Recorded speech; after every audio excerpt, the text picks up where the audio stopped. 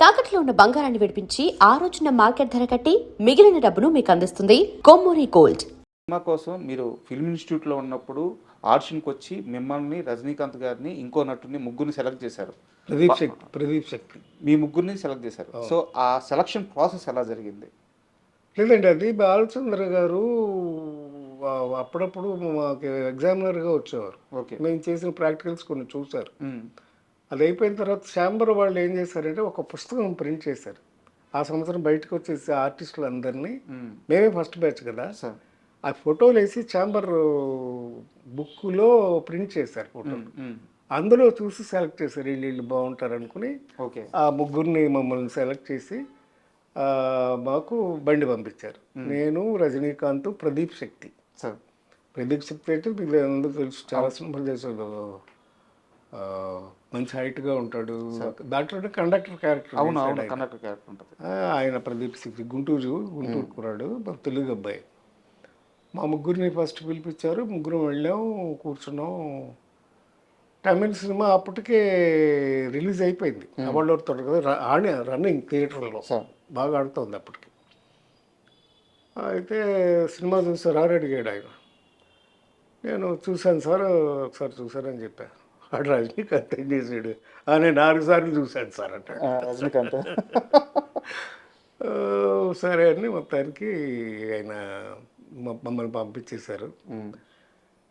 పంపించేసిన తర్వాత కొన్నాళ్ళు అయింది, ఇంకా కబురు రాలా, ఎప్పుడు స్టార్ట్ అవుతుంది నేను తెలియదు, మేము కబురు పెడతామని చెప్పేసి పంపించారు. ఈలోపు బాలచంద్ర గారు సారథి స్టూడియో హైదరాబాద్లో షూట్ చేద్దామని, ఇక్కడ స్టూడియోలో సెట్ చేద్దామని లొకేషన్ చూడడానికి వచ్చారు స్టూడియోకి. వచ్చారు, వెనక్కి తిరిగి వచ్చేసారు. అప్పుడు తెలిసింది ఆయనకి నేను సారథి స్టూడియోస్ మేనేజింగ్ డైరెక్టర్ ప్రసాదరావు గారు అబ్బాయినని. వెళ్ళిన తర్వాత మళ్ళీ పిలిపించారు. పిలిపించి, ఏం నారాయణరావు నాకు ఎందుకు చెప్పలేదు నువ్వు, మా డిస్ట్రిబ్యూటర్ కొడుకునేవని, స్టూడియో ఓనర్ కొడుకుని నాకు ఎందుకు చెప్పలేదు అన్నాడు. లేదు సార్, నేను ఇండివిజువల్గానే ఇన్స్టిట్యూట్లో చదువుకుని వచ్చాను, అదే క్వాలిఫికేషన్ కదా, అందుకని నేను చెప్పడం ఇష్టం లేక చెప్పలేదు సార్ అన్నాడు. వెరీ గుడ్, నీకు వేషం కన్ఫర్మ్ చేస్తానని వేషం కన్ఫర్మ్ చేశాను. సో అలాగా రజనీకాంత్ గారితో ఎలా జరిగింది? అది ఇద్దరికి అలాగే వెళ్ళింది. రజనీకాంత్ కూడా మేము ఫస్ట్ టైం వెళ్ళినప్పుడే ఆయన ఇంటర్వ్యూ చేశాడు, చేసి పంపించేశారు. తర్వాత షూటింగ్ పిలిచి మళ్ళీ వేషం కన్ఫర్మ్ చేశారు. ఈ ఇంటర్వ్యూకి వస్తున్నాను అన్నప్పుడు చాలామంది పెద్దవారితో మాట్లాడాను.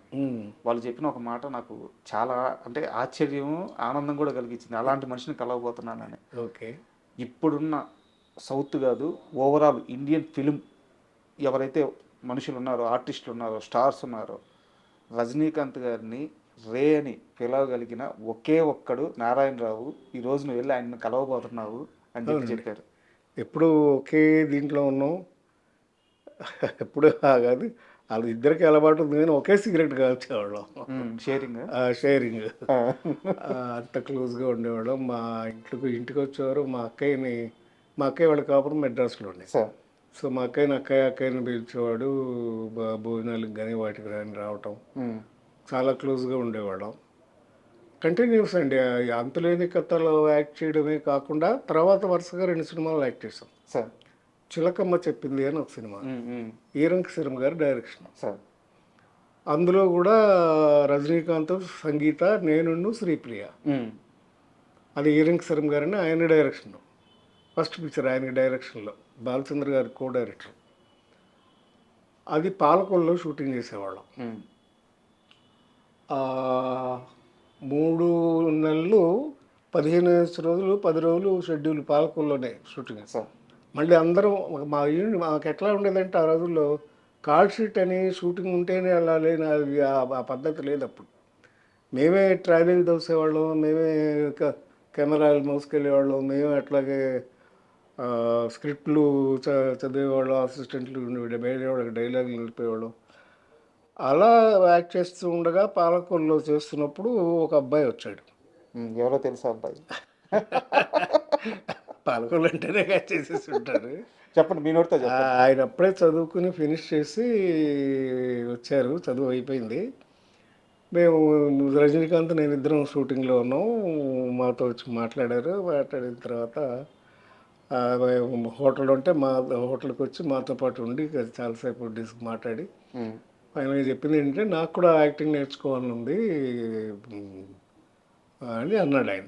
యాక్ట్ చేయాలని ఉందని. అప్పుడు మేము ఇద్దరు చెప్పిన సలహా ఏంటంటే మేమిద్దరం కూడా అదే ఇన్స్టిట్యూట్లో చదువుకున్నామయ్యా. అప్పుడు వచ్చి ఏమని పిలిచారు మిమ్మల్ని? సార్ అన్నారా, హీరో గారు అన్నారా? మమ్మల్ని ఆ, అంటే సార్ అనేవాడు, అన్నయ్య అనేవాడు ఆ, అప్పట్లో.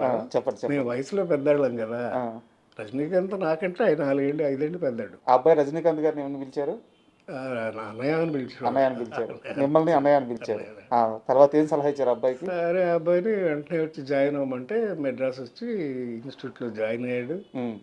తర్వాత ఇప్పుడు ఎంత ఉన్నాడో ఎంత ఎదిగాడో మీ అందరికీ తెలుసు. చెప్పండి, అబ్బాయి పేరు చెప్పండి. ప్రపంచమంతా నేను చెప్పాలా ఇంకా? Megastar. Megastar Chiranjeevi. Megastar Chiranjeevi. అప్పుడు మా పరిచయమే. ఆ తర్వాత ఆయన మెడ్రాస్ రావడం, ఇన్స్టిట్యూట్లో ఆయన చదువుతున్న రోజుల్లో కూడా నేను వెళ్తూ ఉండేవాడిని. ఎందుకంటే మాకు టీచరు దేవదాస్ కంకాల్ గారు. మా బ్యాచ్ కూడా ఆయన అవును. ప్రొఫెసర్. సారథి స్టూడియోస్ ఆ, ఈరోజు అమీర్పేటలో, హైదరాబాద్ నడిబొడ్డులో, అంటే నేను కమర్షియల్గానే మాట్లాడుతున్నాను, అవును. అద్భుతమైన ల్యాండ్. కనీసం 1000 కోట్ల ఆస్తి అది. అవునండి. మీదే అది. అవునండి. అంటే యాక్చువల్ బేసికల్గా మా ఫాదర్ మొదటి నుంచి డిస్ట్రిబ్యూటర్. చెప్పాను కదా, నవయుగ ఫిలిమ్స్. అవును. నవయుగ సంస్థ అనేది టాప్ మోస్ట్ డిస్ట్రిబ్యూషన్ సంస్థ ఇన్ ఆంధ్రప్రదేశ్. ఈ రోజుల్లో లాగా జిల్లాల వారీ కాదు, అప్పుడు ఉమ్. టోటల్ ఆంధ్రప్రదేశ్. అవును. 3 ఏరియాలకి 3 3 ఏళ్ళకి 3 ఉండేవారు. మా పెద్దనాన్నగారేమో విజయవాడలో ఉండేవారు, హెడ్ ఆఫీస్ అది. మా నాన్నగారేమో గుంటకల్లో ఉండేవారు. సార్.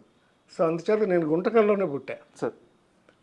నేను చదువుకునేది 8th క్లాస్ వరకు గుంటకల్లోనే చదువుకున్నాను. ఆ తర్వాత సారథి స్టూడియోస్ తీసుకోవాల్సిన పరిస్థితి వచ్చింది. ఉమ్. ఎందుకంటే అక్కినేని నాగేశ్వరరావు గారు ఎన్టీ రామారావు గారి అపోజిషన్ భరించలేక ఉమ్. హైదరాబాద్లో వెళ్ళిపోయి షిఫ్ట్ అయిపోదామని డిసైడ్ చేసుకున్నాడు ఆయన. భరించలేకనా? భరించలేక కాంపిటీషన్కే. ఉమ్. ఎందుకంటే ఆయన డామినేటింగ్ అప్పుడు. ఉమ్.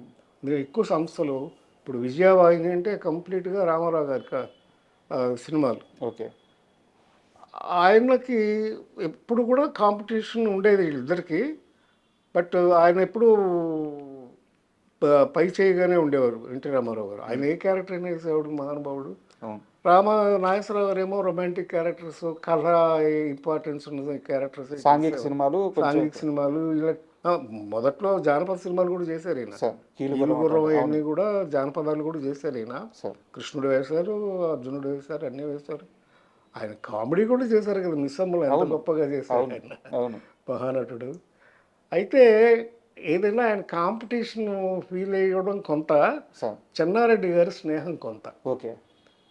మర్రి చెన్నారెడ్డి గారు చీఫ్ మినిస్టర్. సార్. అయితే ఇట్లా ఇండస్ట్రీ ఇక్కడ హైదరాబాద్ షిఫ్ట్ అయితే బాగుంటుంది అంటే, అప్పుడు నాగేశ్వరరావు గారు అంటే నాకు అక్కడ స్టూడియో లేదు. అప్పుడు స్టూడియో క్లోజ్ అయిపోయింది. సార్. వాళ్ళు అది యాక్చువల్గా చల్లపల్లి రాజా గారిది ప్రాపర్టీ. అంటే చల్లపల్లి మహారాజా గారిది వాళ్ళ అబ్బాయి రామకృష్ణ ప్రసాద్ గారని. ఉమ్. చల్లపల్లి రాజా గారు రియల్గా రాజు గారు ఆయన. ఆ వారిది సారథి బ్యానర్. ఉమ్. సారథి బ్యానర్ అంటే అంతకుముందు చాలా పెద్ద పెద్ద సినిమాలు తీశారు. తమ్మారెడ్డి భరద్వాజ నాన్నగారు కూడా అక్కడ వర్క్ చేసినట్టు. దానికి మేనేజర్గా చేశారు. అవును. అవును. ఆయన తర్వాత మా నాన్నగారు వచ్చారు. అవును. అవును. అంటే అది ఎలా జరిగిందంటే, ఫస్ట్ ఆ బ్యానర్ సారథి బ్యానర్ చాలా రామారావు గారితో ఆత్మబంధువు, కలిసి ఉంటే కలసి సుఖం, అవును. ఇలాంటి సినిమాలన్నీ సారథిలో తీసినాయి. రోజులు మారాయి నాగేశ్వరరావు గారితో. అప్పుడు నవయుగ ఫిలిమ్స్ వాళ్ళు సారథి స్టూడియో 45% షేర్స్ కొనుక్కున్నారు. ఉమ్. అప్పటి నుంచి మా నాన్నగారు గుంటకల్ నుంచి ఇక్కడికి షిఫ్ట్ అయ్యారు ఓకే. స్టూడియో మేనేజ్ చేయడానికి. 64లో సార్. 64 నుంచి సారథి స్టూడియోస్ నాన్నగారే చూసుకున్నారు. మొదట్లో ఒకటే ఫ్లోర్ ఉండేది, తర్వాత 2 ఫ్లోర్లు కట్టారు, మొత్తం 3 ఫ్లోర్లు అయినాయి. స్టూడియో బ్రహ్మాండంగా నడిచేది. ఇప్పుడు మెట్రో స్టేషన్ ఉంది కూడా అంతా సారథి స్టూడియోస్లోనే ఉండేది. అప్పట్లో అమీర్పేట మెట్రో స్టేషన్ ఉంది, అదంతా సారథి స్టూడియోస్ గేటే. అక్కడ ఉండేది మెయిన్ గేటు. స్టూడియో మీరు అమ్మేసుకున్నారో లేకుంటే మీ వాటాలు మీరు వెనక్కి తీసుకున్నారో నాకు అంత ఐడియా లేదు. బట్ ఆ రోజుల్లో మీరు స్టూడియో కొనడానికి ఎంత ఇన్వెస్ట్ చేశారు, ఎంత మీకు రిటర్న్ వచ్చింది? లేదండి, అది ఇన్వెస్ట్మెంట్ అంటే నవైగా నుంచి ఫండ్స్ వచ్చాయి. ఉమ్, నవైగా అప్పటికే బాగా పెద్ద కంపెనీ. ఉమ్, సినిమాలు కొన్ని వేల సినిమాలు రిలీజ్ చేశారు, కొన్ని వేల సినిమాలు సూపర్ హిట్లు అయినాయి. సార్ సో దాని ఇన్వెస్ట్మెంటే సారథి స్టూడియోకి. తీసుకున్నారు అంటే నేను అడిగేది ఏంటంటే మీ షేర్లు వదులుకోకుండా ఉండాల్సింది అనే ఆలోచన అయితే లేదండి, అదేంటంటే ఫ్యామిలీ దీని వెళ్ళి ఉమ్, మా ఫాదర్ వాళ్ళు ముగ్గురు బ్రదర్స్, ప్లస్ అది private limited company. Sir it's not a ownership company కాదు. సో అందుకని షేర్స్ ఉండే ఎవరికి వాళ్ళకి. ఉమ్, ఆ, వాళ్ళ బ్రదర్స్ నెక్స్ట్ జనరేషన్ వాళ్ళు మాకు కలిసి రాలేదు, ఉమ్, ఒకరికొకరు పడలేదు. మామూలే భారతం, అంతే ఏ కుటుంబాలైనా ఏ కుటుంబం అయినా అంతే. పెద్ద పెద్ద వాహిని స్టూడియో అట్లాంటివి అయిపోయింది, ఏవిఎం అలాగే అయిపోయింది. సో అలాంటి పరిస్థితుల్లో స్టూడియోని అమ్మేయాల్సి వచ్చింది, అమ్మేశారు. ఎంత అమ్మారు సార్ మీకు ఏమన్నా అది అంత డీటెయిల్స్ నాకు తెలియదు. మహా అయితే కొన్ని లక్షల్లో ఉంటుందా? లక్షల కోట్లు కదండి, 12 ఎకరాలు. మీరు అమ్మినప్పుడు మేము అమ్మినప్పుడే కోట్లండి. అప్పుడే కోట్ల 80s మేము అమ్మింది ఎప్పుడు 84లో, 80s తర్వాత. ఆ, 80s తర్వాత కదా మేము అమ్మింది. కొన్నది ఎప్పుడు 64లో. ఇప్పుడైతే వేల కోట్లు ఉంటాయి. అంతే కదండి మరి. అంటే అప్పట్లో మాకు డివిజన్ మాకు అది ఒకటే ప్రాపర్టీ కాదు, ఇంకా ఉండేది సరోవర్ హోటల్ అని ఉండేది. సార్ షాపూర్ వాడి అని సెక్రటరియట్ ఎదురుగా సరోవర్ హోటల్ అని ఉండేది. ఫస్ట్ డ్రైవింగ్ రెస్టారెంట్ అది సరోవర్ ఉండేది. ఇవన్నీ ప్రాపర్టీస్ ఉండేవి. బ్రదర్స్ వాళ్ళు నెక్స్ట్ జనరేషన్ రాలేదు. మా బ్రదర్స్లో కూడా డిఫరెంట్ ప్రొఫెషన్స్కి వెళ్ళిపోయాం. సో అందుచేత అలాగా క్లోజ్ చేయాల్సి వచ్చింది. సరే